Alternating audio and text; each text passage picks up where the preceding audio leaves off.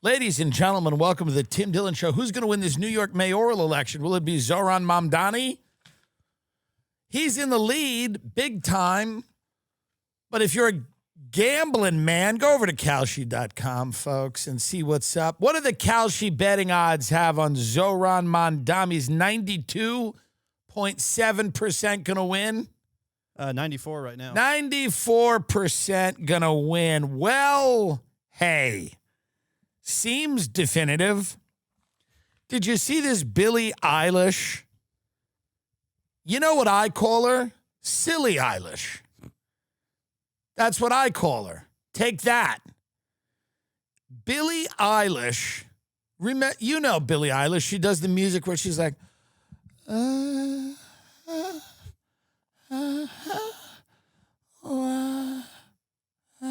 that's literally a song I just played from her latest album.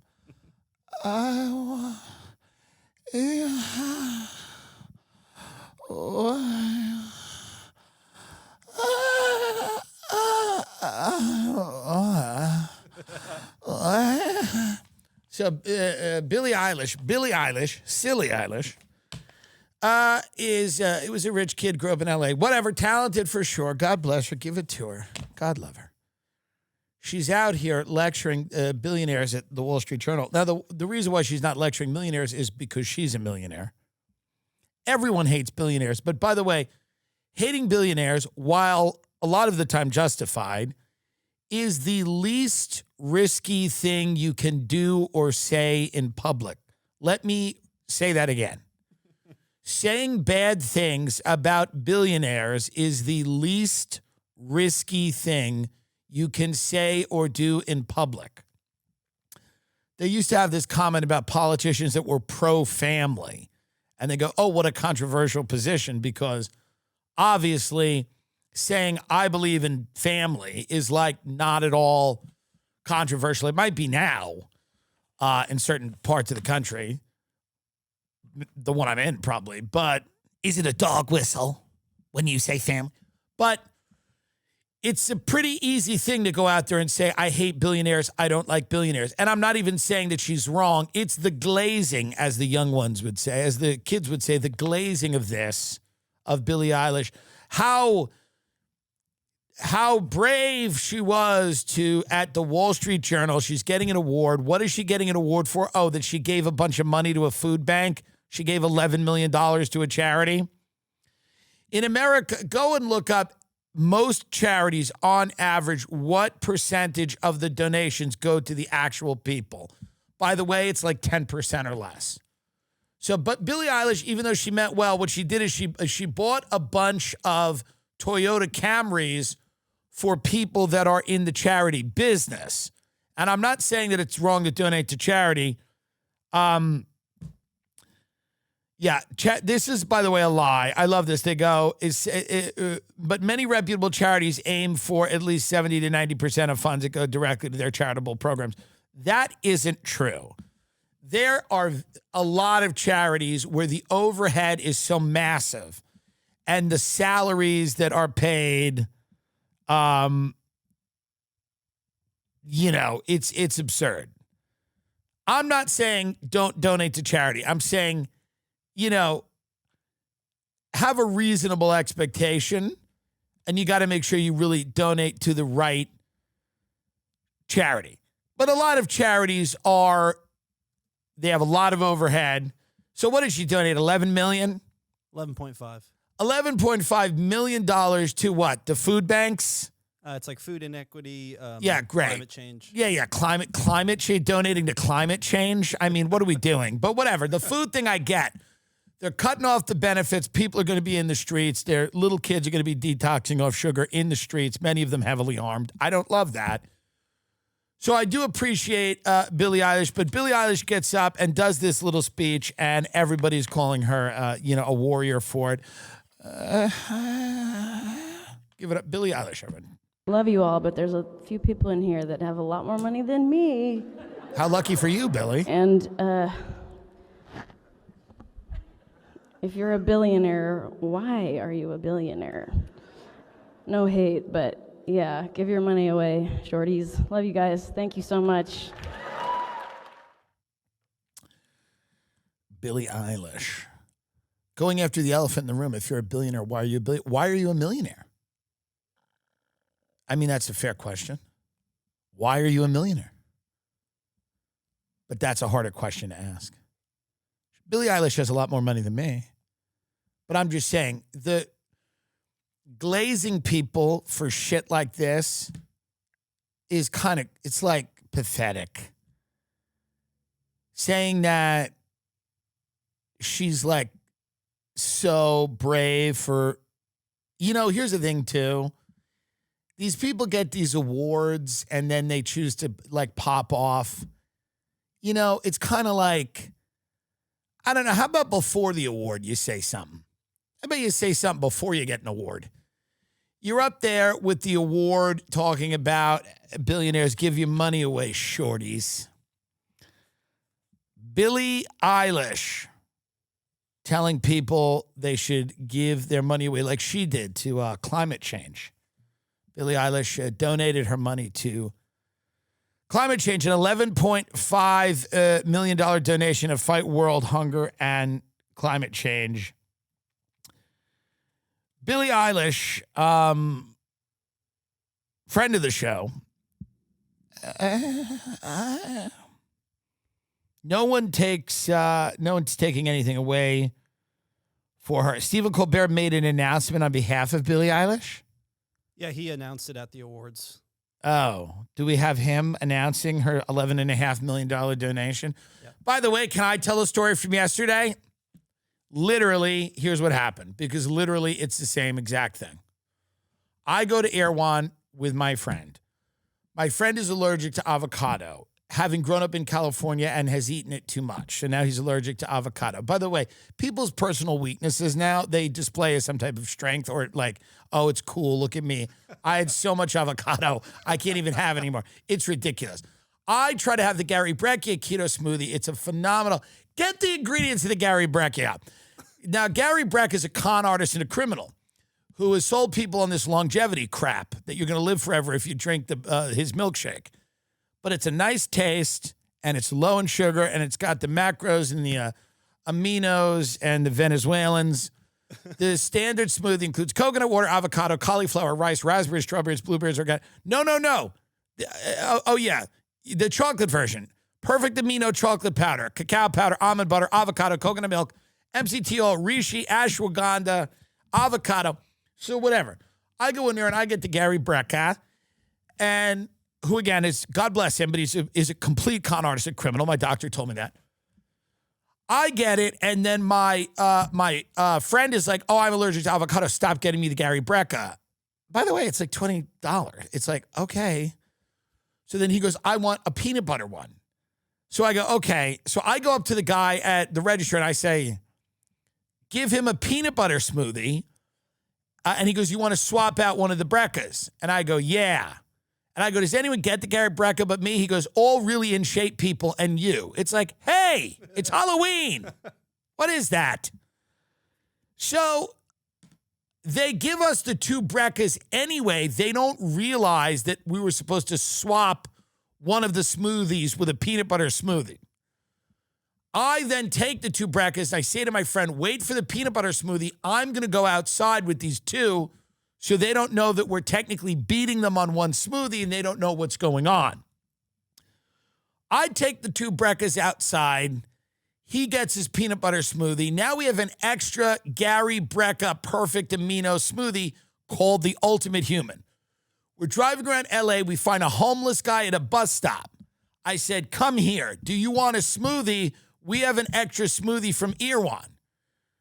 And it's the Gary Breccia. I told him, I said, this is not the most popular smoothie. Most people don't like it.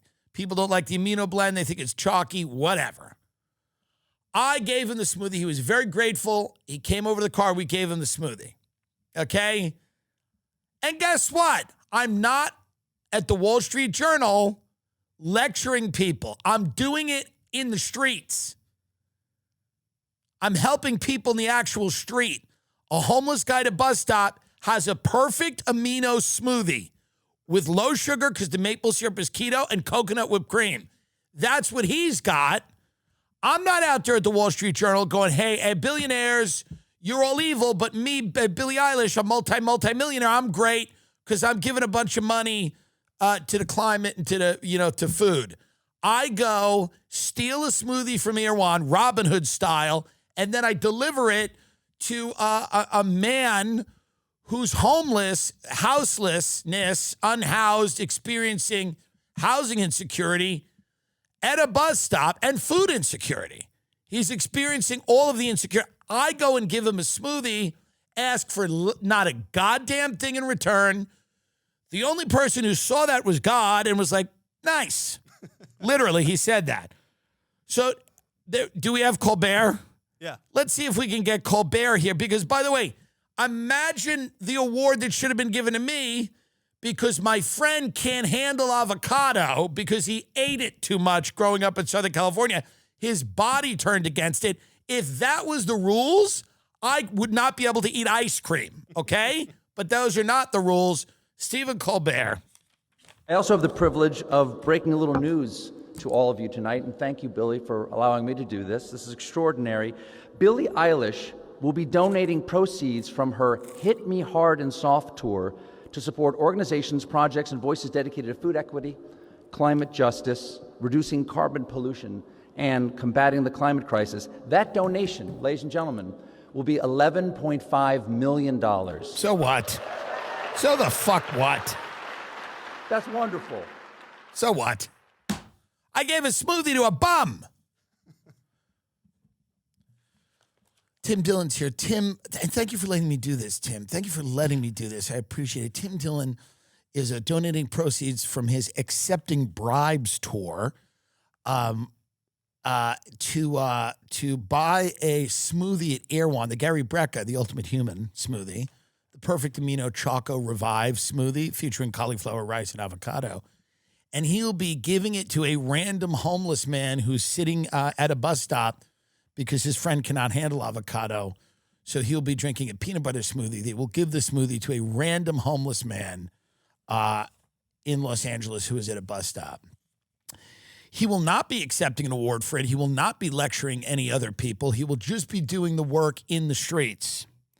That's what he'll be doing. He'll be doing the work in the streets. Woman who claims to be out of food stamps films social media video of what she stole in the store and encourages others to do the same. By the way, I might agree with this woman. I think people need to get the food stamps. I believe we should not be giving money to the Ukraine, Israel, and we shouldn't be spending money fighting Venezuela. I mean, what the fuck's this? I'm going to talk about that. But can I tell a story? Every day when I was a tour guide in New York City, I was a tour guide on a double-decker bus.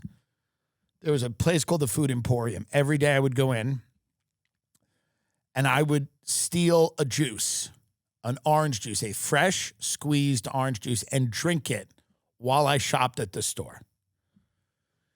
Then a bald neo-Nazi guy who just got out of jail literally ratted me out to management. They got tax credits for hiring an ex-con, and he ratted me out to me. He became a rat. He was probably a rat in jail. He gets out of jail, and he rats me out because he catches me stealing the juice. This is after I'd done it for like 8 months. When I was in mortgages on Long Island, I used to eat at a deli in Melville called Suburban Eats. You would get a piece of pizza. The place you got the piece of pizza was a long way from where you would pay for it. And you'd wait on a line with all these people that were working in the mortgage industry, all these people. I would eat the slice of pizza before we got to the register. And then I would just buy the sandwich. I have stolen food for a very long time, a lot of my life. I am not against it morally or in any other way. Let's see what this woman got. What did she get? Hi, you guys. I'm out of the store. Yes. So they wanted $7 for this. Mind you, I don't have What food is that? stamps. What is that? Queso? Can you close up on that? What is that? Is that what is that? Some type of dip? Butter bouillon, maybe? Butter bouillon. Okay, that's something to, I guess, make like a sauce. All right, keep going here. Mind you, I don't have food stamps anymore. They cut me off. So I only had $22 left in food stamps. So this is what I stole. Okay, they wanted $9 for this. I said, oh, I don't got $9. Then they wanted seasonings. Then they wanted $2 for this. They wanted. Sorry, it's all fucked up because it's been in my purse. I would have stolen $7. so much better shit than this. This is not a good haul at all. She's stealing seasonings and TikToks. This is embarrassing. Get her out of here. Get her out of here. How dare you call yourself a thief? I'm telling you, I cannot say enough about ShipStation. You know, this is a amazing way to handle the shipping needs of your growing e-commerce business. ShipStation makes it easy to automate shipping tasks and manage orders in one simple dashboard. Were you surprised to learn that ShipStation does so much more than just print labels? It's able to scale businesses faster. It's using robust automation and reporting. How does it feel knowing ShipStation's rate browser compares over 200 carriers to make sure you're always getting the best rates up to 90% off? There's a reason why successful businesses use ShipStation. Automate your workflow, save time, reduce human error through an unlimited number of ways to automate the fulfillment process. Discounts up to 90% off rates on all major global carriers. Centralize your fulfillment operations. Deliver 5-star customer service with industry-leading scalable features. 98% of companies that stick with ShipStation become customers for life. Upgrade to ShipStation today to get 60-day free trial. Imagine that 60-day free trial. Wow your customers and get rave reviews with cheaper, faster, better shipping. ShipStation.com. Use code TimDillon, TIMDILLON. There's no credit card or contract required, and you can cancel anytime. That's ShipStation.com, TIMDILLON. We didn't cover this, and we actually should cover the guy who started the Palisades fire.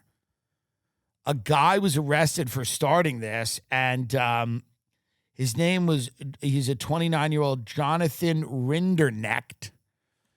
And we are announcing the arrest of 29-year-old Jonathan Rinderknecht on a criminal complaint charging him with maliciously starting what became the Palisades fire in January. So think about this for a minute. This guy burned down an entire neighborhood. He did billions of dollars of damage to a state. Malibu, Palisades. It's unbelievable. And by the way, what's the penalty for that? Like, to be honest, it kind of should be death, in my opinion. The amount of devastation that you wrought, you should probably face the death penalty. But anyway, the complaint alleges that Rinderknecht started a fire in the Pacific Palisades on New Year's Day. A blaze that eventually turned into one of the most destructive fires in Los Angeles history, causing death and widespread destruction. Among the evidence that was collected from his digital devices was an image he generated on ChatGPT depicting a burning city. While we can... Now, by the way, I'm dressing up like the Palisades fire for Halloween because it's funny. Like, I get it. It is depressing and sad, but I'm doing it because it's funny. And I didn't start it. And it's not hypocritical at all because literally, did anyone even die in that one? They're saying death, but the Altadena fire was very sad because it was a lot of lower income people. And that was very sad. But the Palisades fire, yes, had some sadness to it for sure. But the majority of those people had a little bit of money. How many people died in the Palisades fire? I'm still going to be it. Because I paid the costume designer. So I'm not going to... 12 confirmed deaths. All right. Listen, folks, what about 9/11? How about that? What about 9/11? 2,977. That's how many died in 9/11? Yes. Yeah, that's correct. All right. Okay. Among the evidence that was collected from the digital devices, right. So he went into ChatGPT and I guess he was like, generate an image of a city on fire. While we cannot undo the damage and destruction that was done, we hope his arrest and the charges against him bring some measure of justice to the victims of this horrific tragedy. Rinderknecht's initial appearance is scheduled for today at 1:30. And this was not today, obviously. We're reading an older thing. Dude, what the fuck? I mean, this guy, did he actually? I bet he did, but how did he start it? When was the fire if he started it on New Year's? When did the fires start really? When was the Palisades fire? Let's listen to this judge. Or no, whatever this person is. The defendant walked up the same trail from earlier that night to watch the fire and firefighters.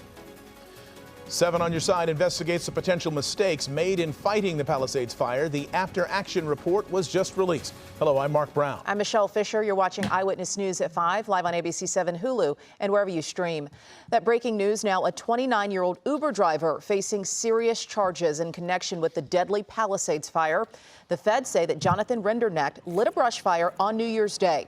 LA Fire says it put it out, but then days later, it reignited and grew into one of the most destructive wildfires in our state's history. How could this have happened? 7 on Your Side investigative reporter Kevin Osbeck looking into the missteps and failures by the city and county of LA. And we begin with Eyewitness News reporter Sophie Flay with new insight about the man in custody tonight. Sophie. A massive investigation by the ATF and now a criminal complaint revealing shocking details about how the Palisades fire started and who is being accused of intentionally lighting the spark. Why did he do it? 29-year-old Jonathan Rendernecht has been arrested and charged in connection for igniting a flame that eventually turned into By the way, deadly. pause it for a minute. Driving Uber's got to be a terrible job. You know? That's got to be a tough one. Like driving Uber all day he probably thought about starting this fire for months. He probably thought I should go to a rich area and start a fire. Now, I don't know what his beef was with the Pacific Palisades. I should be burning it. The amount of meetings I've had with these people, I should be burning. I mean, I just had a lovely lunch with an agent at CAA who I love and enjoy. You know, I've talked to this woman multiple times, and I sat and we had a lunch, and she's working on a project. We're trying to make a movie. And I literally sat down. I've spoke to this woman multiple times, I sent her cheese for her birthday, okay? It rotted outside of her house because she was in Aspen or whatever, doing whatever they do. But I sent her cheese for her birthday. I sit down to the lunch. She goes, now tell me about yourself. I mean, it's like, it's unreal, unbelievable. I sit down for the lunch. She goes, now tell me a little about yourself. Who are you? Tell me a little bit about yourself. I go, I've been in the thing for 5 years. What do you mean? This is one of the top 25 shows usually in the world, this thing that we're doing here. Do you feel a responsibility with the platform you have? Do you feel a responsibility? Are there responsibilities that you feel the platforming of platforms? Do you feel a response? Hi. Who are you? Where are you? Where are you? Hi. Where are you? Who are you? Do you feel, I really like to get to know people. And what are you? What are you? What are you? People are poking me. What are you made of? What is this? Is this fabric? Like a big Labubu. You're like a big Labubu in person. Why do you wear the glasses? What is that? So interesting.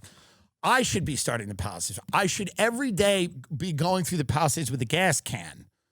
By the way, the abuse I take in this town. And she's a lovely woman, and she's very good at her job. So please don't be offended by that. Please keep doing things for me. Please keep making me tens of dollars. But I should be going through the Palisades, by the way, with the gas can. But I'm not. You know why? Because I'm a good person. Actually, I am. So I'm out there. And so this Uber driver in Florida, how did these people fuck you over? I had a good pilot, and I attached a great writer, and I had Adam McKay producing it years ago, and fucking nothing. And I should be running around. Sam Levinson called me and goes, can you do a role in Euphoria? It's 9 seconds. You'll be on your hands and knees like a pig, and people will be spitting on you or something. Why am I not burning the Palisades fire? I said, thanks, I'm going to pass. I'm not flying there from the Hamptons to get on my hands and knees in Euphoria and have people spit on me like a pig. But I appreciate it.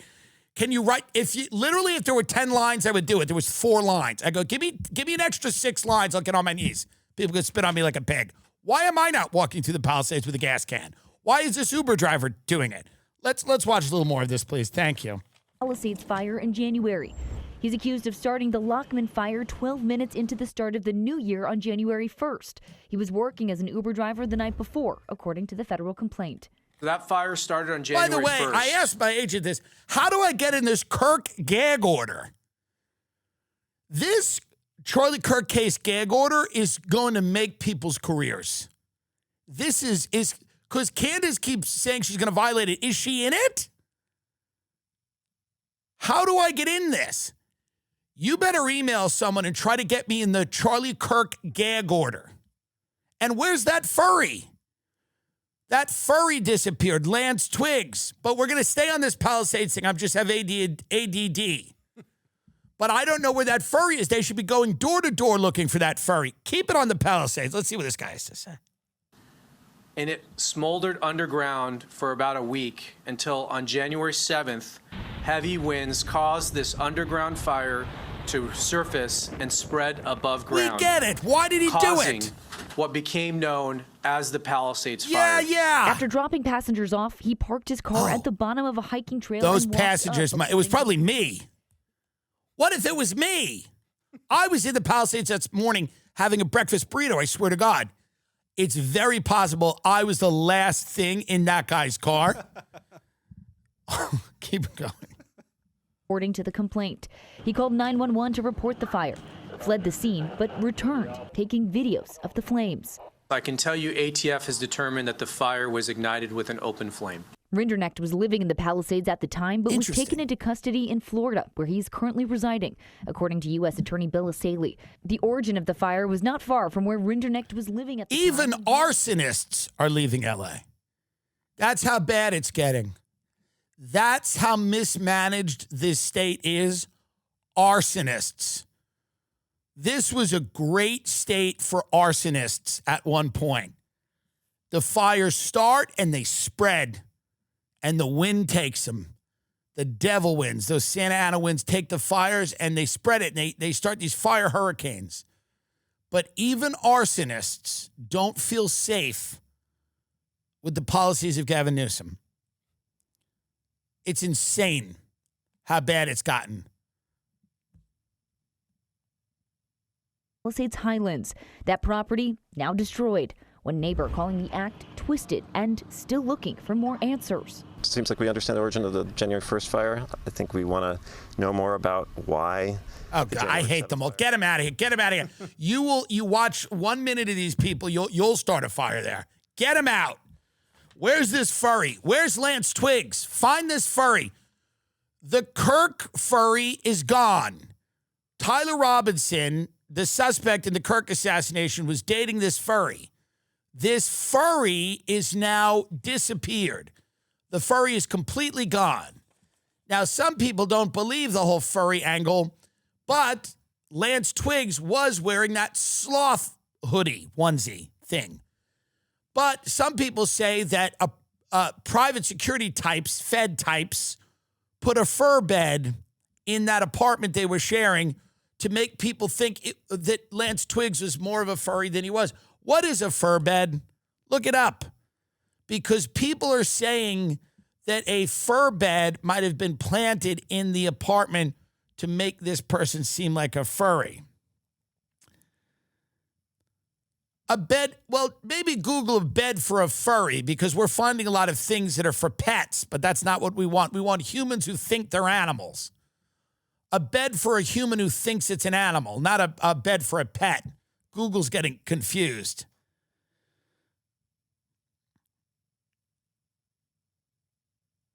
Yeah, for humans who are part of the furry fandom, options include large, oversized human dog beds made of faux fur.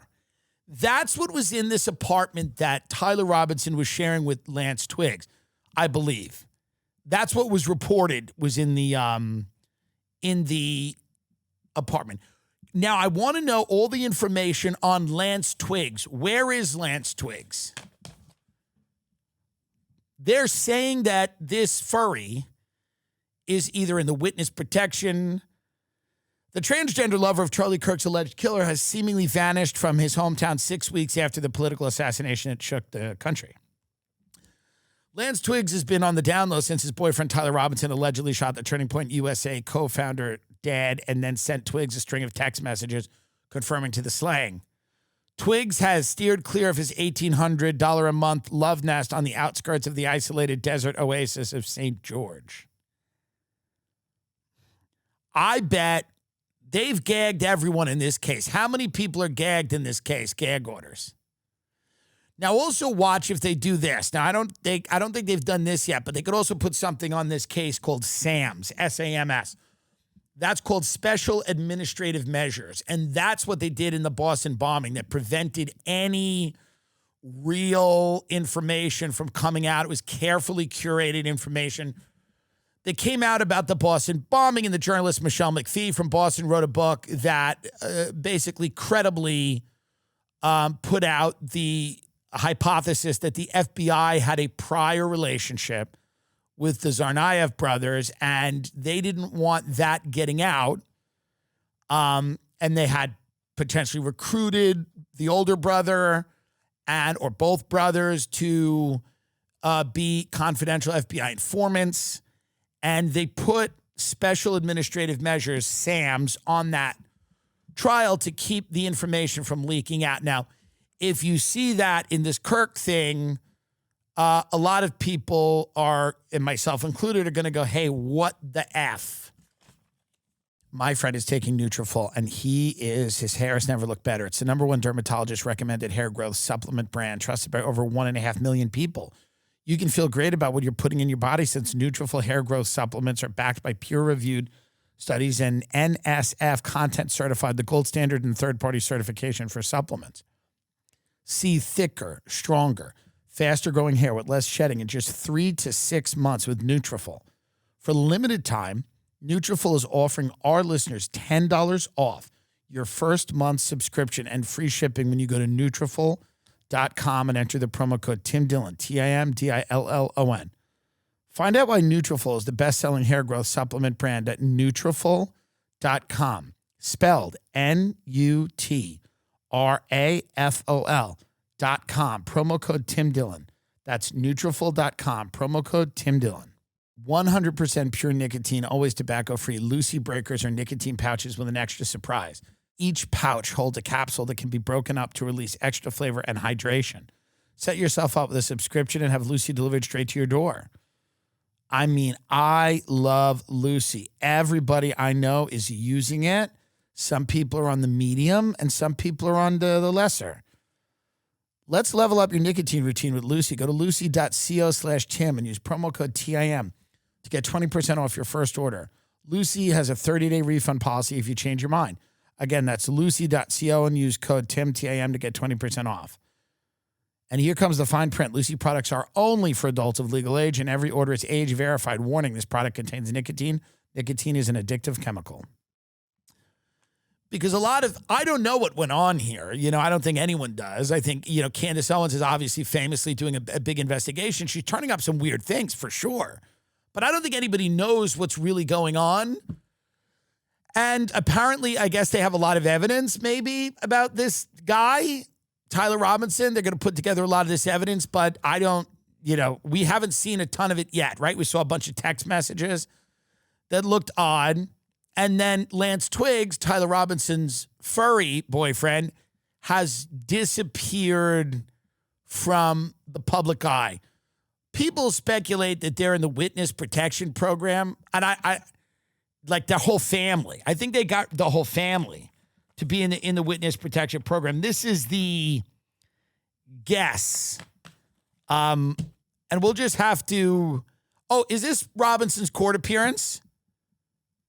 It said right here that he had an appearance on Monday. But do they ever show him? Not usually. They don't show it. Here's what's bothering everyone about this. I'll tell you what it is right now. Let me break it down for you folks, please. Okay? It's Halloween. Here's what's happening. When I grew up, every crime was a salacious tabloid festival. The media, tabloid media, shows like A Current Affair and Access Hollywood and Extra and all that stuff. And those shows still exist, but a lot of them don't, but versions of them do. And certainly there's an entire media on the internet. It's as intense as ever. And journalists didn't become better people, right? They still want to get clicks. Clicks are the new views. And so they want to be exploitative, and they want to get the scoop and the story, and they want to, they would be chasing down family members in parking lots. They'd be camping out on people's lawns. They'd be climbing in the window. They'd be trying to get an interview with the maid. The O.J. Simpson trial, the spectacle of all that, Lacey Peterson, any of the stuff that you remember always attracted so much attention. Where was that energy with Thomas Matthew Crooks? Where is that energy here? Where is the energy of the press? Truly asking, curious. Why is the press not more concerned? Don't they find it fascinating the guy who tried to shoot Trump has no digital footprint, which is like, by the way, almost weirdly impossible for what, a 22-year-old or however old he was? How old was he, 23? Whatever the age was, it's insane to think this guy had no digital footprint. It's odd. It's also odd that, how old? 20. Yeah, 20. Even more puzzling that he had no digital footprint. It's also weird when you see this. This is a salacious story. Number one, it's a horrible story. A guy was murdered. Number two, he was murdered by this guy who apparently had all the political opinions anyone can have, which is not impossible, by the way. People go radicalized from the right to the left, to the right to the left. This is not an uncommon thing. He's dating somebody who's, I guess, a furry, or it may be transitioning, or whatever the case may be. We don't know really anything about the guy's family other than they were MAGA people. But again, the press has shown very little interest in finding out more because I guess, quote unquote, they don't want to jeopardize the trial. Where was all of this when I grew up, by the way? Where was the press caring about the integrity of the jury pool when I grew up? Every fucking news person was watching O.J. Simpson's van. They played the O.J. Simpson verdict in my 5th grade classroom. That's how big of a fucking deal it was. They put the O.J. Simpson verdict on in my 5th grade classroom. Everybody watched O.J. in that Bronco. The world stopped and everybody watched it. Every office, where was the press caring about the integrity of the jury? Where was the press? All the press has ever done in this country, outside of inflaming divisions and creating, hysteria, is cover salacious crimes. I mean, this is everything they've ever done. This is why court TV exists. This is why you had all of those legal shows. This is why you had a lot of tabloid shows. All they've ever done is hunt down people that were connected to the case, that knew the guy. If somebody went to kindergarten with somebody accused of a crime, they were on television when I grew up. They were sitting with Sally Jesse Raphael. I'm telling you, Oprah, all of these people, they had the high-end ones, the low-end ones. It was the job of the American media to essentially unearth all of the details about the case and parade them for all to see on television and in print. Magazines, John Benet Ramsey. You know how many times I stood in a grocery store and somebody was standing there with a National Enquirer, and it's tragically John Benet Ramsey's face was on the cover of it? How many different theories they were cooking up, and where is that? What happened to that? Did all of these people suddenly develop a conscience? How many people, can we find this out? How many people are in this Kirk gag order, which I really want to get in, and I'm going to email my agent and try to ask to get in. Put me in the Kirk gag order. I work so fucking hard. They've gagged a lot of people that cannot speak about the case at all. Tons and tons of people. So what's interesting to me, and that's, I think, one of the reasons, by the way, that people feel weird about this. Thomas Matthew Crooks, Tyler Robinson, the furry. What people don't understand is why there's such a lack of information, why there's such a lack of interest, why there's such a voluminous evidence in a gag order that could impact thousands in the Robinson case. The man accused of assassinating Charlie Kirk had a court appearance Monday where lawyers discussed a voluminous amount of evidence, thousands of potential witnesses, and the judge pledged to ensure a fair trial. Tyler Robinson appeared virtually during the hearing, a change that was requested by the defense prior to Monday's hearing. The 22-year-old faces charges in the September 10th shooting at Utah Valley University, including aggravated murder, obstruction of justice, felony discharge of a firearm causing serious bodily injury, witness tampering, and commission of a violent offense in the presence of a child. It is also possible Robinson faces federal charges. On Monday, Catherine Nestor and the rest of Robinson's defense team entered their formal appearance to represent him. There is a substantial amount of discovery in this case, Your Honor. It is voluminous, to say the least.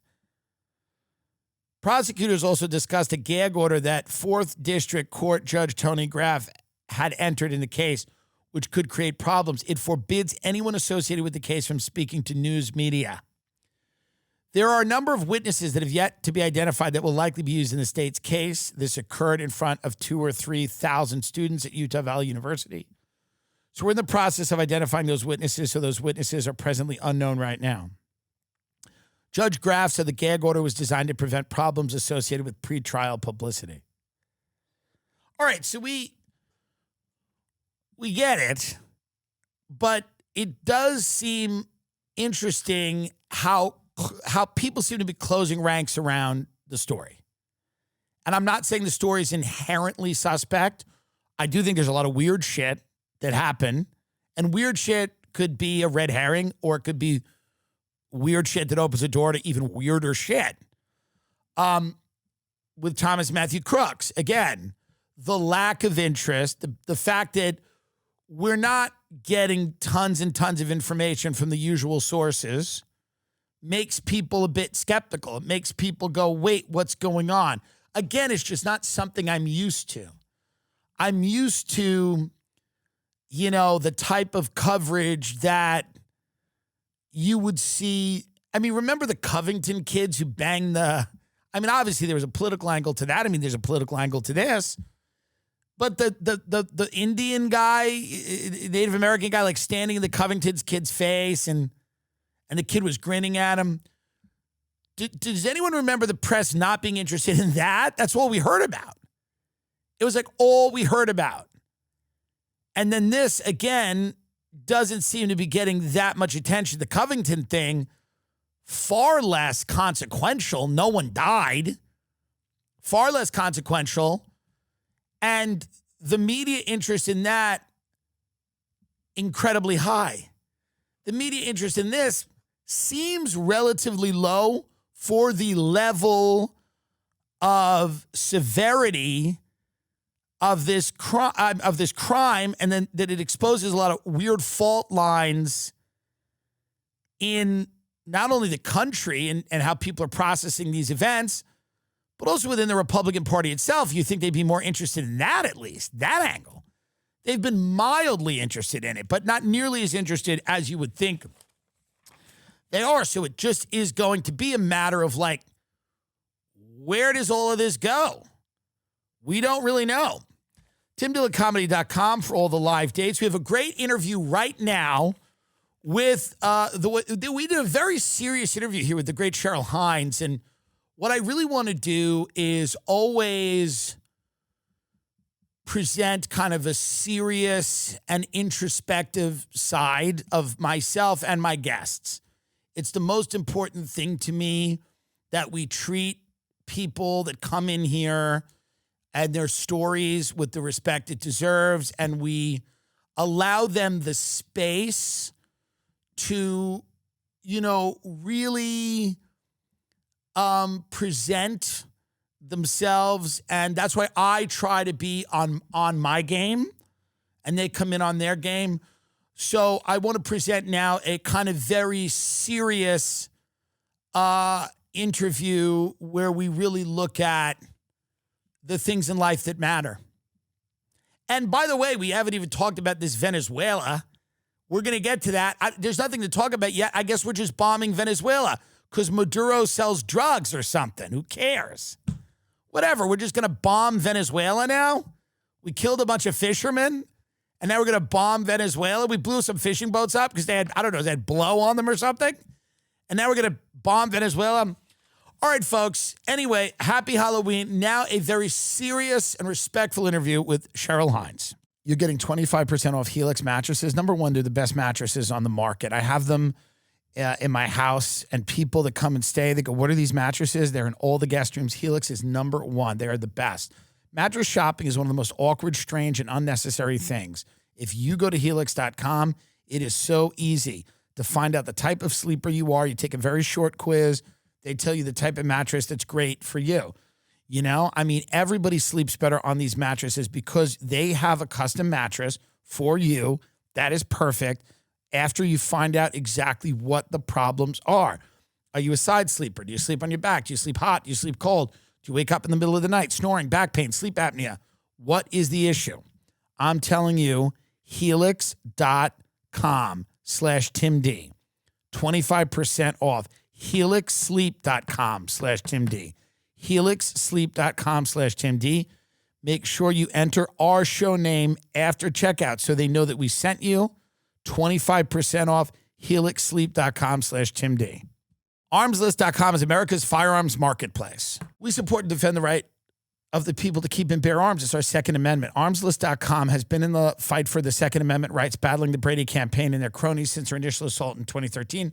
Emerging victorious. Armslist.com is not only at the forefront of our fight for your rights, it's your go-to platform to buy, sell, and trade firearms, ammo, optics, and more locally, or tap into their nationwide network of firearms dealers. For a limited time, Armslist is extending an exclusive discount to Tim Dillon Show listeners. Head to armslist.com and use promo code TIM to get your first month of premium membership for just 99 cents. Join the fight and come get what they want to take right now at armslist.com. Obviously, we'd love if we lived in a world where nobody was ever violent and nobody was going to come into your house and, take things you like or do harm to you and your family. We don't live in that world. And a lot of the politicians in the state I'm currently in are doing nothing to make sure that we get closer to that world. So you might have to take some of it on yourself. Go to armslist.com.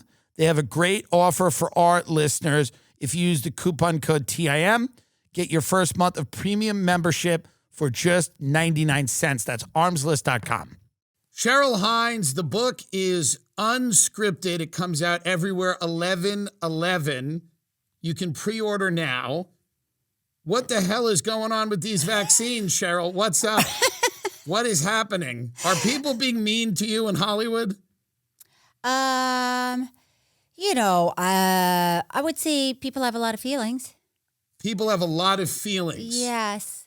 But I love, this article just came out and people were saying, I can no longer be friends with her, but don't print my name.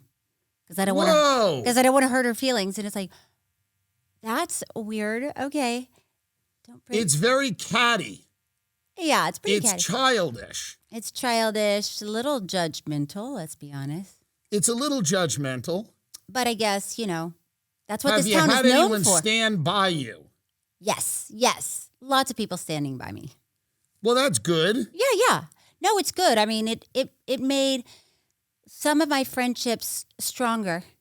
And then some just, some people.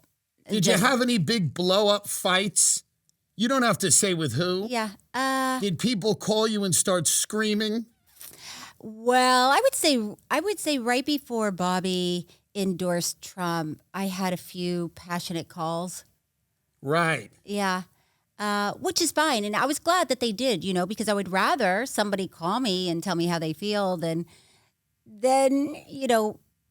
tell a journalist, this is how I feel, but I don't want anyone to know. Did anybody in the industry call you and go, this is not a great look? No. I mean, well, besides the other actors? Well, I don't know. People that work with you, does anyone have any of your relationship changed in that regard? Well, people don't openly call me and say I'm never going to work with you again. So I don't know. But the flip side of it, I have had a lot of people call me and say, I want to work with you. And a lot of people have moved out of LA to work in other cities. Why would they leave LA? It's so good. What's wrong with these people who left LA? What's wrong with them? What's not to like? It's going perfectly here. Yeah. Everything's going right on track. I don't know. This town is definitely going through a renaissance of sorts. I would Sure. say. So that's what I say. That's the word I use. I say it's going through a renaissance. A renaissance. And I think it's hopefully soon going to sort of blossom. Well, sure. Because right now it feels a little like it feels a lot like people are struggling. They're trying to figure out a way to work, make new content, and work on new productions. But what do you think about DC? Do you like it? I do like DC.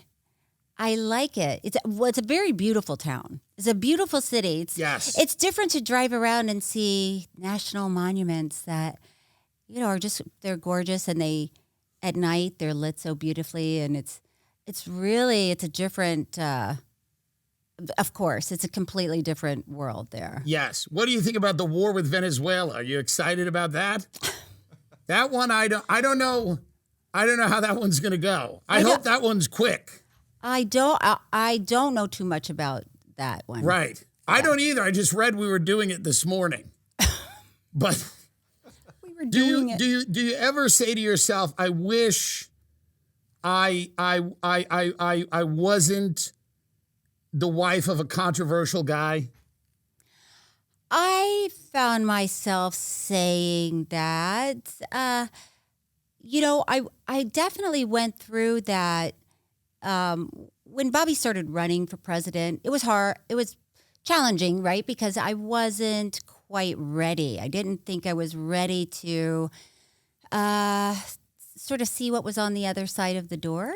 Because I had spent so many years building this career. This all I've ever wanted to do was act, and so, when you wake up one day, because when I met Bobby, he was not that controversial. He was doing the environmental stuff. Yeah. And everybody liked him. Yeah. Because he was just talking about clean the stuff water they put in oatmeal.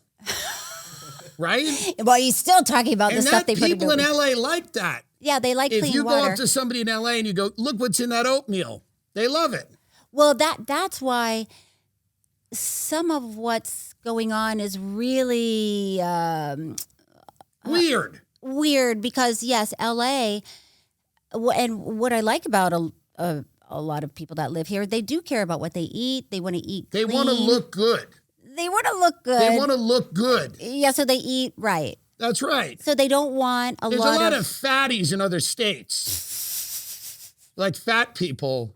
Jeez. But in LA, there's less of that. Yeah, people are tight and right here. They're like, that's right. Yeah. So if you're fat here, you better have a lot of talent. Have we even talked about that we're Beauty and the Beast? Well, yes, we are Beauty and the Beast. And you are a stunning beauty. Thank you. And in DC, there's a lot of ugly people. How do you handle that? Because you meet these other political spouses, and a lot of them are monsters. You know what? DC has turned it up. They've turned up with the glamour, and I mean the women are bringing it. So it's no longer you walk into. They don't look like Barbara Bush anymore. They're hotties. They're well, because everyone's fit now. Yeah. Your people husband's making everyone do push-ups and pull-ups, sit-ups. Yeah. All right. Yeah. So people are on board and they are looking good. And so that's what I was saying. That's what's strange about LA, because you would think that they would really embrace that, make America healthy again. They hate that because it's a version of Make America Great Again. So they hate that. They hate everything about it because of that reason only. Yet, you would think that they would be very happy about Bobby getting rid of arsenic and lead that's in baby formula. Right. You would think that they would be happy about him getting... Well, a lot of people in LA, in fairness to them, adopt children from all over the world. So those children, their systems are weaned on different things that can handle different things. They can handle... They're not, it's not like, if you get a baby from they buy the baby from another country and that baby can handle. I wish this was vodka, but it's just water. Right. Right. Do you get nervous when you talk to people in the media like myself? Do you get nervous when you go on the political media circuit and you talk to people like me? No, I don't get nervous. But it is different now that that my husband's in the administration. It's you feel a little more of a responsibility to have what's the word? You want to toe the line. Right. I don't want to, but you can say whatever you want. I can say what I want. Yeah. You can say whatever you want. Who do you like over there? Do you like this J.D. Vance? What do you think about him? I do like J.D. Vance. The thing is, I know the people on a personal level. Right. So I know them more from just hanging out with them at an event and really sort of talking and, having conversations. He's a funny person. Do you ever get like nervous about how high profile you are and Bobby is with the amount of hate in the country, the division? People are crazy, very hateful. They make threats. Mm-hmm. They behave like monsters, like beasts. Like beasts. Do you ever feel are you ever like, I just want to go home and... I definitely felt like that when he was running for president. That's when I really felt that. I felt I was so concerned about his safety, and I talk about it a lot in my book, Unscripted, because of course his uncle was assassinated, his father was assassinated. Is the Kennedy curse, do you think that's real? I don't think that's real. I think that it's a big family, and perhaps sometimes people take unnecessary risks. Right. Yeah. So I would say, I'm generalizing, but they're kind of risk takers, living big, full lives. So I don't know. Do you enjoy being a Kennedy? Is it fun? Are there expectations that come with it? Well, it's probably it's not that exciting to say no. But when I married Bobby, it wasn't like it's not like this country is, loving the Kennedys, right, and looking up to them. No, yeah, at that point it was not. It was a dynasty kind of in decline a little bit. Your words. Yeah. That's right. Yeah. So it wasn't.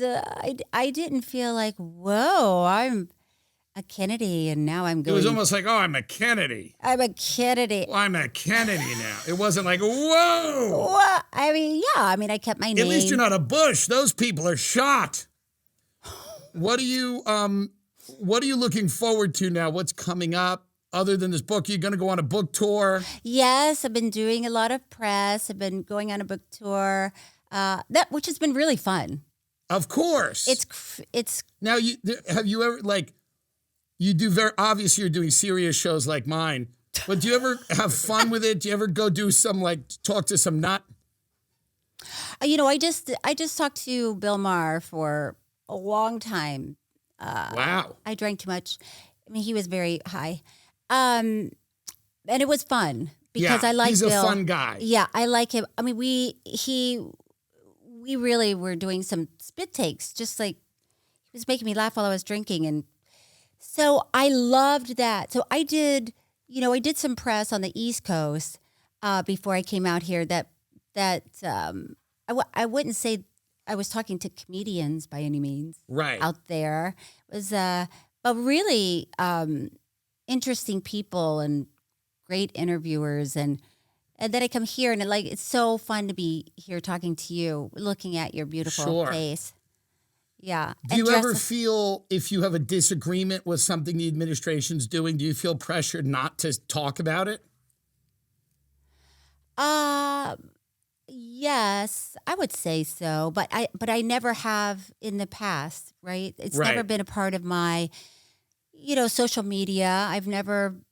You're not a political person. You're an entertainer. No. So I've never, spent the morning angry and tweeting out to people, this is what you should think and this is what you should do. Right. And I'm so upset. And I hope everyone sees how upset I am. Right. Because that's something about me. And yeah.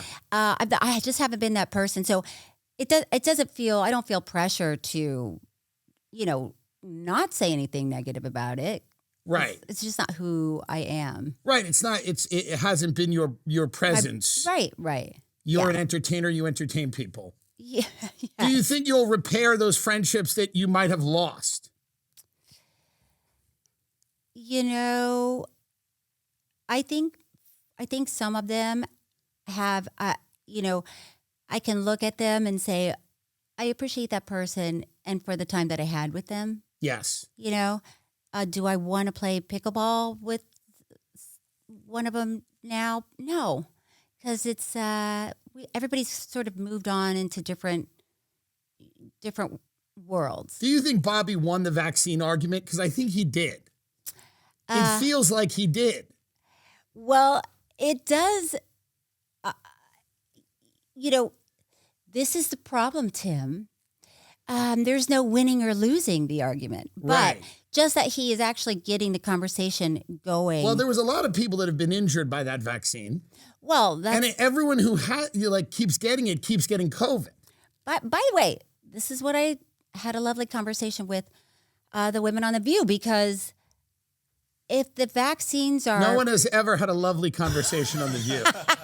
Not one time, but go on, yes. If the vaccines are... Well, they get it every day. Those women get vaccinated every day on The View. That's why many of them are the way they are. Every day they come in and they get a booster, the whole group. The whole group. The whole group gets a booster, but go on. But I was saying, there is a vaccine injury compensation program that has paid out $5.4 billion to vaccine injuries. But people probably haven't heard about it. And that doesn't even include COVID vaccine injuries. That's a different program altogether. So, it just seems like, can we start there and say, hey, $5.4 billion being paid out to people that have proved it in court, that's a problem. Right. Maybe we could do better with the vaccines. Maybe they could be safer. And so Bobby is saying that, but some people don't even want to hear that, or they don't want to agree with it, but those are just facts, those are just black and white facts. And people just don't want to have any type of discussion about it. They really don't. Why do you think they don't? Well, I think people tend to have a religiosity to their belief system, and they don't want it questioned or challenged at all. Which is, I think, it's one thing, if you are talking about religion and it's like, this is the way I was raised, this is what I believe. But we're talking about health. You know what I mean? Why is there, why would feelings be so involved Yeah. in health? Just A friend's mother got a vaccine and had a stroke 48 hours later. And we all didn't care. We hated her. But but there's probably a correlation between that. right. So why can't someone say, this was my experience, this is what happened, and can we look at it? But instead, what a lot of people are feeling is, how dare you even say that? Well, that's the problem. That's the problem. So yeah, is Bobby winning the vaccine argument? I mean, he's definitely bringing it to the forefront, saying there's a problem, and we're trying to fix it. What is your favorite Disney movie? Is it Beauty and the Beast? Which one do you really like? I mean, Finding Nemo. Oh, that's the one with the fish. That's Disney. Yeah, that's Pixar. What is it? Well, it's Disney, Pixar, DreamWorks. I mean, it's all the same. Oh, okay. It's Is a it monopoly. Disney? Is it okay? I really liked that one. I like the one. What was the one about the non-binary raindrop that just came out? There's one that the character is like a non-binary raindrop. I think it was called Elemental. Yes, Oh, that's my is this favorite true? Oh, I one. thought you were. It's about a raindrop who's is non-binary, and I think that's good.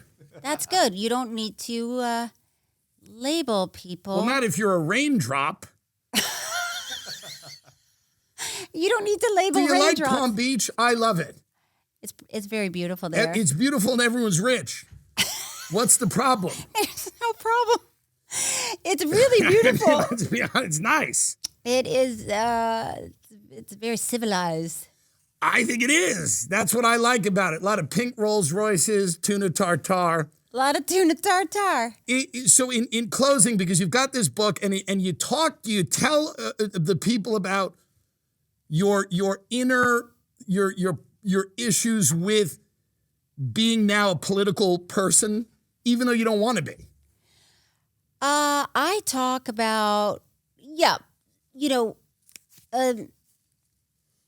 just like my experiences and going from Tallahassee, Florida to LA to getting on this show and being in films and movies to my husband. Do you ever miss Tallahassee? Yeah, I love Tallahassee. Yeah. Yeah. I love Tallahassee and all the people. people. You ever say to yourself, you have a kind of a complicated life, but you'd rather be in Tallahassee, kind of just taking it easy, just away from all of this. And living in a trailer and, smoking meth. Living the good life. I miss Tallahassee, but I love I love the life that I have. I like that there's never a dull moment. I don't know what's going to happen next. Right. I meet fascinating people. I've worked with amazing people, and now I am learning a lot of new things every day. Yeah. I didn't set out to learn, but now that I'm here and I'm doing it. When you come back to LA, are people nice to you? Yeah, people have been nice to me. I mean, I haven't really gone out. Right. Although Bobby and I went to, this was a while ago, I think he was still renting. We went to a restaurant that we love. This woman, we were sitting we got back in the car to leave, and this woman gets up and runs out to the sidewalk and looks in the car and says, "Fuck you." Whoa. And then we watched her march back into the restaurant and sit down, with her date. And Bobby looked at me and said, "What did you do to her?" I said, that's funny. I go, "No, I think that's for you." Yeah. But yeah, I think too, people like that, they don't really, they don't understand sort of the comedy that they're bringing when they come up, when they make it a point to march up and say something awful. I have friends that I have disagreements with. Yeah. We all do. Yeah. We all have to be adults. Yeah. And live in a world where people feel differently than we do. Yeah. And just agree to disagree. and say, it's okay. You can think like that, even though you're wrong. Yeah. But then let's go out and eat. I have some friends that I can do that with, and some friends that they'll never talk to me again. I have a few friends that Really? Oh yeah. Never again. Well, I'm assuming. I mean, I had one friend that I would talk to almost, every other day, and then the night before the election, I called this person and I said, no matter what happens tomorrow, life is going to go on. You're going to still love your kid. You're going to love your husband. You're going to find joy. There's a great life out there. And I never heard from her again. Whoa. I know who that is, but I'm not going to say it. But that's unfortunate. It is. It is unfortunate. Yeah, it is unfortunate. But then, you just have to take a step back and say, oh, okay, she was meant to be in my life for a certain time. Yeah. And I got to enjoy her friendship. And now we're going in different directions. Just because you had a good friend who now hates you doesn't mean that friendship wasn't valuable for the time you had it. I completely agree. 100%. I completely agree. So 100%. You just spend time thinking about what that person brought to my life and the fun I had with her. And that, we went through, 30 years together. That's big. Yeah. That's crazy to throw it from my friend. Just threw a friendship away, a 30-year friendship over politics. With you? No. But she had a friend and they disagreed over politics. And said, that's it. And can't talk she to was that like, we can't, and I'm like, it's such a silly thing to throw away a friendship. Right. Because I didn't know our friendship was based on politics. Right. And, a lot of people, too, will say, why you should leave your husband because of his politics. Right. But I didn't marry Bobby because of his politics. Right. It wasn't what drew me to him. Right. It was never part of our relationship. Well, listen, Cheryl Hines, the book, which is coming out 11/11, is called Unscripted. Yes. And you're finally going out and settling scores. You're punching back. And you're really giving it to the people that have given it to you. You know what? It's a nonstop attack. And you're just throwing haymakers at these people. And good for you. You know what? I'm just saying, a lot of people assume I think this way, or I've done this, or I've done that, and in the book I'm just clear about here's what happened, here's who I am, and because you have a lot of liberal points of view. I do. So do I. Yes, I know. Right. And people get mad at me. Right. Just for all the time. Well, yeah, because you think that people would look at sort of issue by issue, concern by concern, and say, wow, I do agree with that. I'm glad the hostages were released. That's amazing. Which hostages? The ones in Israel. Yes, I'm for that. Yes, Israel and Gaza. And I'm for all of it. Release them all. Yes, and you would have thought that. Let's all do a Christmas party in Israel and Gaza. Right? Right. Okay. Christmas, let's all get together for Christmas. So you would have thought that everybody would be happy about that. But because some people, they're not going by issue. They're making it about them. Yeah. They go, oh, it's about me. Yeah. It's not about you. It's about a hostage. Yeah, it's about a hostage. That's coming home to their family. To their family. So you can't, for one moment, take that in. I think they should. Cheryl Hines, the book is Unscripted. Thank you. You are hilarious. We love you, and we wish you success with this book. Thank you. And release the hostage. Are there any still left? No. Release the hostages. All over the world. I agree. All over the world, release the hostages. Have the decency to just do it. Do it on the day her book comes out. 11/11. And Sudan, cut it out, whatever you're doing. All right, Cheryl Hines, thank you. Thank you, Tim.